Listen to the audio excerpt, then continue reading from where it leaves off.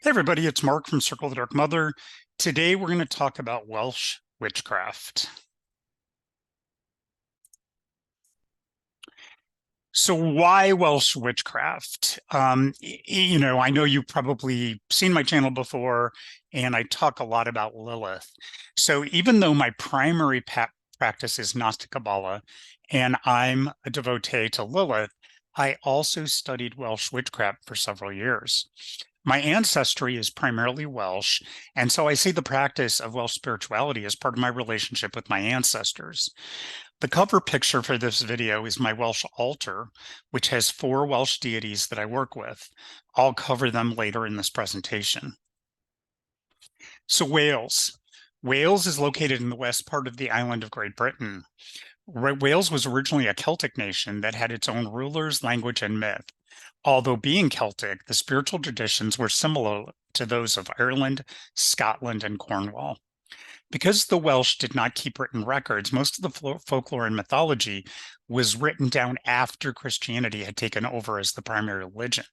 These texts, because they were Christianized, treat the deities as royalty instead of supernatural beings, although there are exceptions. The most well-known text is the Mabinogi, and I'm sure I butchered that. I don't speak Welsh, unfortunately, which has 4 main mythologic stories. So if you want to know more about Welsh paganism, it is similar to other Celtic pagan traditions, but there are definitely language and cultural changes.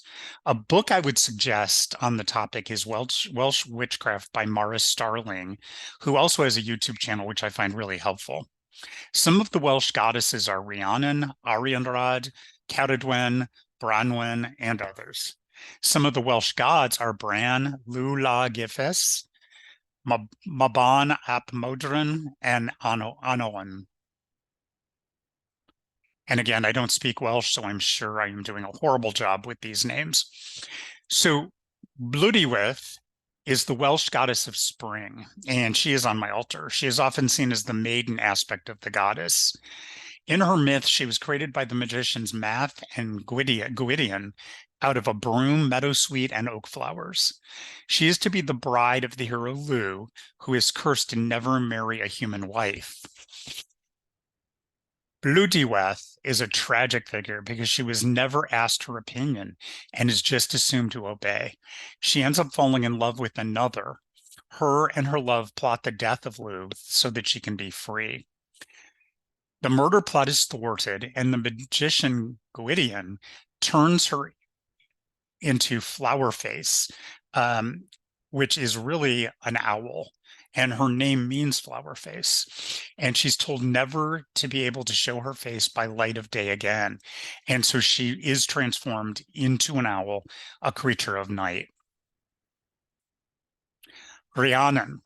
Rhiannon is best known from a hauntingly beautiful song written by Stevie Nicks and performed by Fleetwood Mac. Rhiannon was said to be a woman from the Otherworld, associated with elves and deities. She is depicted as a great queen and is closely associated with horses. Tragedy strikes when her infant son is abducted, and she is accused of killing him. To do penance, she is required to stand at the gate of the castle and tell anyone who approaches of what happened. She then must turn into a horse and carry them on her back. In the end, the truth is discovered, and her child is returned to her. Rhiannon is often seen as the mother aspect of the goddess and is associated with motherly love and devotion, and she is also on my altar. Cerridwen, pronounced Cerridwen, is described as a witch and magic user in the texts that survive, but she was actually a goddess in the Welsh pantheon. The surviving myth about her describes how she had a son that was so ugly that he could not be accepted by anyone.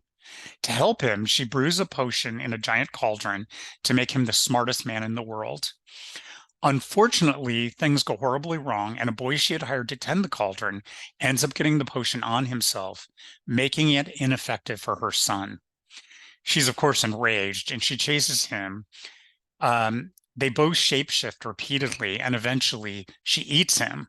She transforms into a chicken, and he is grain. She becomes pregnant with him and ends up birthing him as the great Welsh poet Taliesin. Cerridwen is often seen as a deity of witches and the crone aspect of the goddess, and she is also on my altar. Arawn is the king of the Otherworld, called the realm of Annwn. He is father deity, also known as the Winter King. Because Arawn is associated with the hunt, horns, and the Otherworld, he is sometimes thought by scholars to be a form of Carnunus, which is a Gaulish deity. Being associated with winter, the hunt, and the Otherworld, one might assume that he would be a malevolent figure. But quite to the contrary, he is associated with accepting all who die and helping them on their journey. He looks beyond appearance and accepts the truth of any being. He is the only male figure I have on my altar, and that's because he is sort of the ultimate in my mind. Now, in Welsh tradition, there is a youth, a father, and the the older male, which is Arawn. But I just work with him as well as the triple form of the goddess. Hopefully that was interesting. Thank you, and take care.